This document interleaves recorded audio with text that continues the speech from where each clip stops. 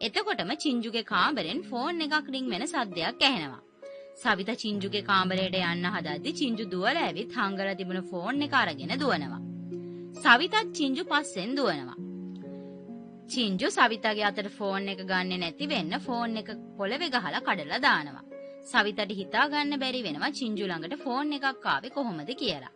මේ වෙලාවෙත් චින්ජුගේ තාත්තා යාළුවෝ එක්ක බොන ගමන් ඉන්නේ.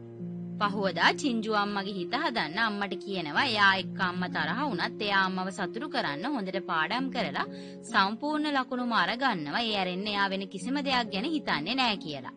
ආයෙත් සැරයක් අම්මා චින්ජුගෙන් අහනවා මේ ප්‍රශ්නේ ගැන ඒ මිනිස්සයාට කිව්වද එයා ආපහු චින්ජුට කතා කරන්න උත්සාහ කරාද කියලා.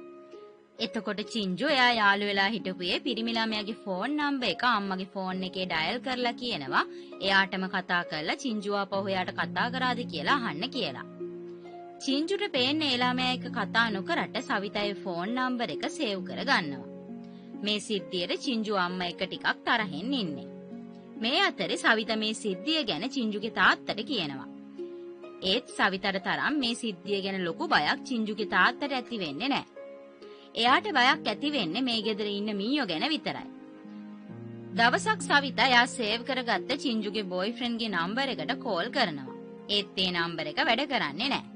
මේ අතරේ සවිතා චින්ජු පොළවේ ගහපු ෆෝන් එක හදන්න පුළුවන්ද කියලා ෆෝන් ෂොප් එකකින් අහනවා. ඒත් ෆෝන් එක හොඳටම කැඩිලා තියෙන නිසා ඒක හදන්න බෑ කියලා ෂොප් එකෙන් කියනවා. සවිතා නිදාගන්න යද්දිත් සැරින් සැරේට චින්ජුගෙන් අහනවා ඒ ළමයා එක්ක එළියට එහෙම ගියාද කියලා. ඒත් චින්ජුවේ කිසි දෙයකට හරියට උත්තර දෙන්නේ නැහැ. මේ අතරේ සවිතා අලුත් ස්මාර්ට් ෆෝන් එකක් ගන්නවා.